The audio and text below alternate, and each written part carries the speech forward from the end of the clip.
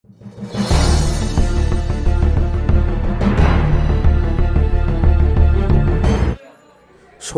হিন্দু দীপু চন্দ্র দাসের নারকীয় হত্যা ও বাংলাদেশে হিন্দুদের উপর নির্যাতনের প্রতিবাদে ধিক্কার মিছিল রানাঘাটের ফ্রেন্ডস ক্লাবের ময়দান থেকে শুরু হয়ে শহর পরিক্রমা করে ফ্লাইওভারের নিচে শেষ হয়। আপনারা দেখছেন নিউজ নদিয়া এক্সপ্রেস। চ্যানেলটিকে সাবস্ক্রাইব, লাইক, শেয়ার এবং ফেসবুক পেজটি ফলো করুন আর দেখতে থাকুন নিউজ নদিয়া এক্সপ্রেস। দাঁড়িয়ে থাকবেন না, আমাদের সঙ্গে এই লাইনে এই লড়াই আপনারও, আপনাদের স্বার্থেই আমাদের এই লড়াই। আপনারাও এই লাইনে সামিল হয়ে আমাদের এই প্রতিরোধকে সুন্দর সার্থক করে তুলুন। খালি দাঁড়িয়ে দাঁড়িয়ে দেখবেন না, সনাতনী ভাইদের কাছে আমাদের আগ্রহ এই লড়াই আপনারও, কারণ আপনারও ভবিষ্যতের স্বার্থ, আপনাদের জন্যই আমরা রাস্তায় নেমেছি আজকে।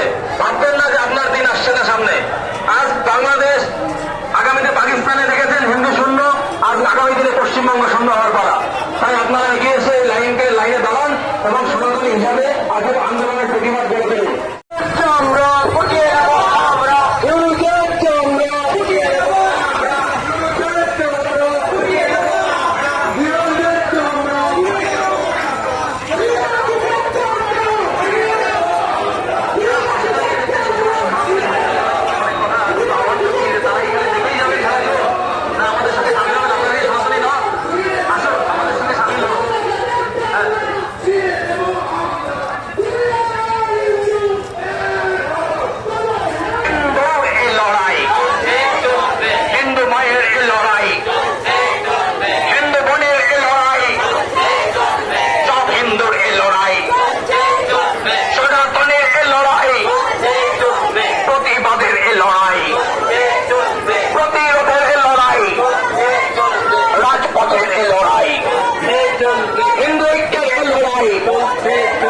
হিন্দু মায়ের এই লড়াই, হিন্দু বোনের এই লড়াই, হিন্দু দিদির এই লড়াই, আমার মায়ের এই লড়াই, তোমার মায়ের এই লড়াই, সব মায়ের এই লড়াই, হিন্দু মায়ের এই লড়াই, সব মায়ের এই লড়াই, আমার বোনের এই লড়াই। রাস্তাটা ছেড়ে দেন দাদা, আমি তো দাঁড়িয়ে আছি সামনে। একটা ব্লক করলে লোকে দেখতে পাচ্ছে না, বিষয়টা যদি লোকে দেখতে না পারে।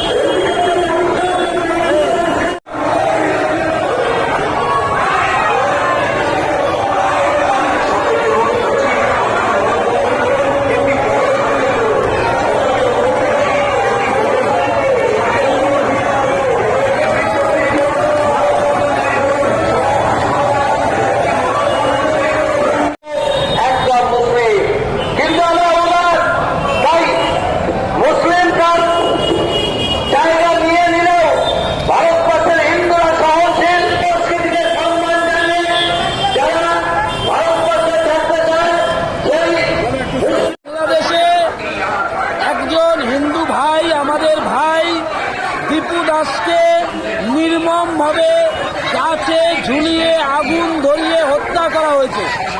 এবং পশ্চিমবঙ্গের বিভিন্ন জায়গায় আমরা দেখছি হিন্দুদের উপরে অত্যাচার হচ্ছে, হিন্দুরা খুন হচ্ছে এবং হিন্দু মা বোনেদের উপরে অত্যাচার হচ্ছে।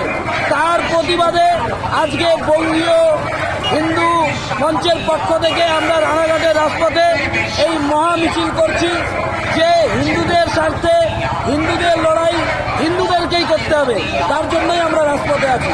আপনার পরিচয়? ভাস্কর ঘোষ, আমি একজন হিন্দু পরিবারের সন্তান। বাংলার যে দুর্দশা, হিন্দুরা অত্যাচারিত বাংলায়, ওপার বাংলায় বাংলাদেশে একের পর এক হত্যা হচ্ছে, খুন হচ্ছে, ধর্ষণ হচ্ছে, বাড়ি জ্বালিয়ে দেওয়া হচ্ছে, সম্পত্তি দখল করে নেওয়া হচ্ছে, কিন্তু দুর্ভাগ্য তার বিরুদ্ধে সেভাবে প্রতিবাদ হচ্ছে না।